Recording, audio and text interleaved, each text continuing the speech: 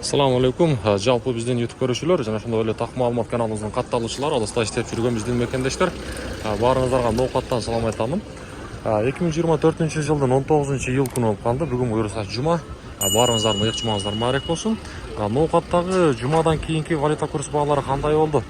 Сиздерге бир чара тааныштырып чыгайын. Коммерциялык Кыргызстан банктан баштасам, сатып алуу боюнча айтсак, доллар 84.30, евро 91.20, рубль болсо 0.945 тыйын болуп турган кези. Байчу банкта көрсөтүп коеюн. Байчу банктагы доллар 84.20 экен, рубль 0.95 тыйын.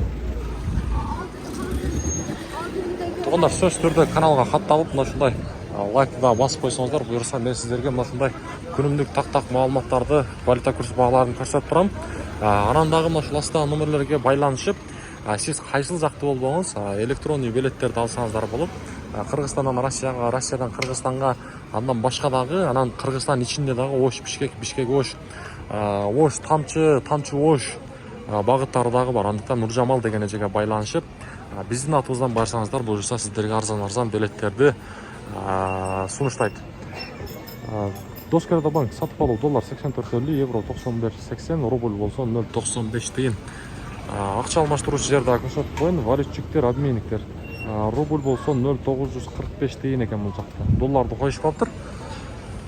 Сөз түрдө туугандар, бекер болгон ушундай лайкты аябай басып койсоңуздар бизге өтө чоң колдоо болот. Каналга дагы подписка болгонду унутпаңыздар. Коммерциялык кечиресиздер, Азия банкта болсо рубль дагы 0.95 тыйын мынакей. Доллар 84.40, евро болсо 91.50 тыйын. Бүгүнкү ноокаттагы курстар мына ушундай болду жумадан кийинки.